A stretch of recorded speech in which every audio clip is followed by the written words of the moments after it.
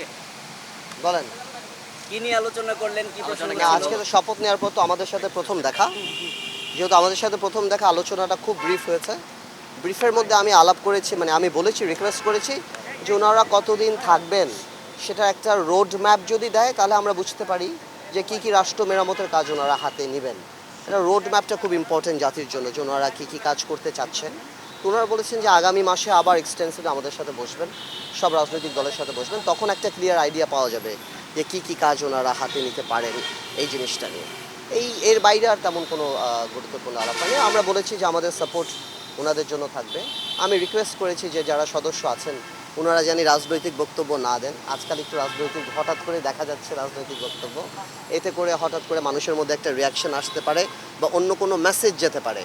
হ্যাঁ, তো আমি বললাম যে উপদেষ্টারা যাতে এই জিনিসটা মাথায় রাখেন, রাজনৈতিক বক্তব্য দেওয়া থেকে বিরত থাকেন। আমরা এই প্রসঙ্গে বলি, এই যে বললেন যে উপদেষ্টারা রাজনৈতিক বক্তব্য অনেক কথা বলছেন, কাউকে ফিরিয়ে আনার বিষয়ে বলছেন, এবং একই সঙ্গে যারা আন্দোলনের সঙ্গে যুক্ত ছিলেন তারা আবার আন্দোলনের ডাক দেওয়ার ঘোষণা না, আমি সেটাই বললাম, এটা আপনি একটু কিভাবে এটা দেখেন? না, এটা আপনি আমার কি কাছে বলবেন আপনি? এই প্রথম জায়গা, মানে এই প্রথম স্টেপে আমার কাছে একটু মিসআন্ডারস্ট্যান্ডিং মনে হচ্ছে।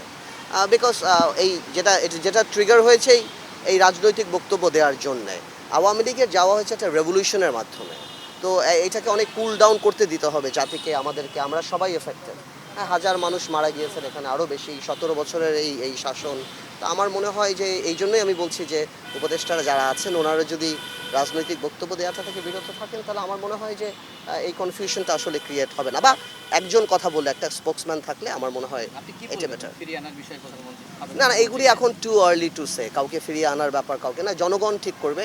এই রেভলিউশন জনগণ করেছে এবং জনগণ ঠিক করবেন যে আগামীতে আওয়ামী লীগের ভবিষ্যৎ কি হবেন। সামনে এই যে গণহত্যা, তার বিচার আছে, তার আরও অনেক কিছু আছে, আরও অনেক ইনভেস্টিগেশন আছে, কোথা থেকে বের হবে, কি হচ্ছে না হচ্ছে, সব কিছুর পর মানুষ ঠিক করবেন। রাজনৈতিক দল তো আসলে কাগজে কলমে হয় না, আর এটার ভাগ্য নিয়ন্ত্রণও কলমের খোঁচায় হয় না, জনগণই দাঁড় করায়, আবার জনগণই ছুট ছিটকে ফেলে দেয়। তো সময় বলে দেবে কি হবে। ঠিক আছে, শৃঙ্খলা নিয়ে কোনো আলাপ হয়েছে কিনা? সংখ্যালঘুদের বিষয় নিয়ে না না না, সংখ্যালঘুদের নিয়ে দিয়েও এই আলাপটা হয়নি।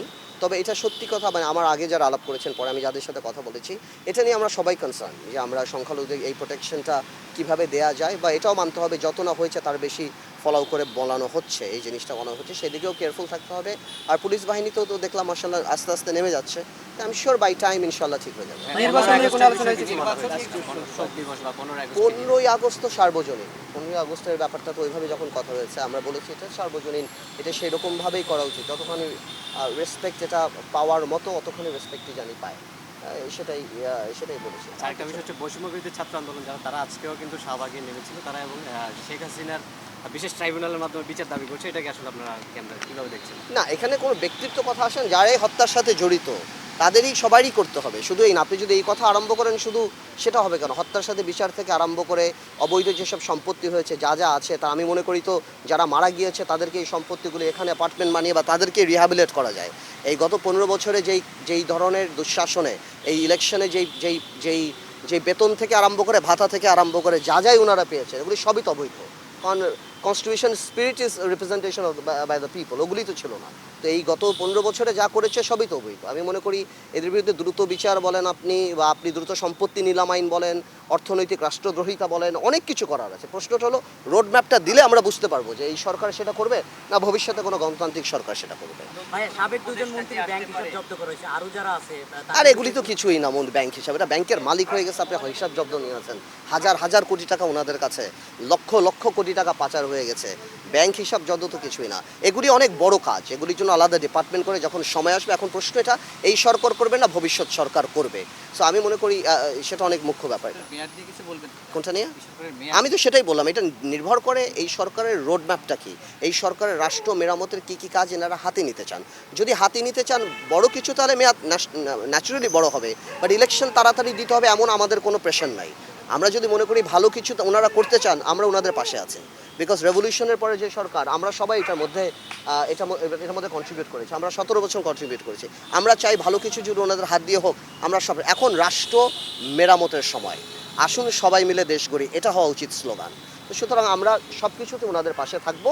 বাট এগেইন আজকের জেস্চারটা খুবই ভালো, উনি আমাদেরকে ডেকেছেন, আবার সেপ্টেম্বর মাসে আমাদেরকে ডাকবেন। এভাবে যদি রাজনীতিবিদদের সাথে এই ইন্টারাকশনটা থাকে, আমার মনে হয় ইনশাল্লাহ আমরা যে লক্ষ্য নিয়ে আসছি আমরা সেটা পূরণ করতে পারবো।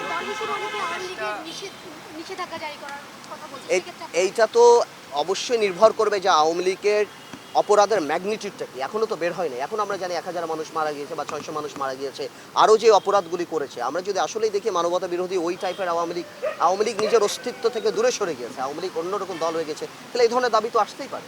এই ধরনের দাবি তো অস্বাভাবিক। জামাতের বিরুদ্ধে আসে না এই ধরনের দাবি, এই ধরনের জিনিস তো আসতেই পারে। এটা নির্ভর করে যে এই ইনভেস্টিগেশনগুলি আগে হওয়া প্রয়োজন। ইনভেস্টিগেশনগুলো আসুক, সময় আসুক, তারপর জনগণই কথা বলবে, আমরাও কথা বলবো। ঠিক আছে, কোনো উপদেষ্টা কি নিয়োগ হচ্ছে বা হবে? এটা এই সম্পর্কে তো আমরা বলতে পারবো না। থ্যাংক ইউ জি, আচ্ছা। পরে যাবো, বাকিটা পরে যাবো, ধরেন বাকিটা ধরেন। আজকের মতো আসলাম। বাকি টাকার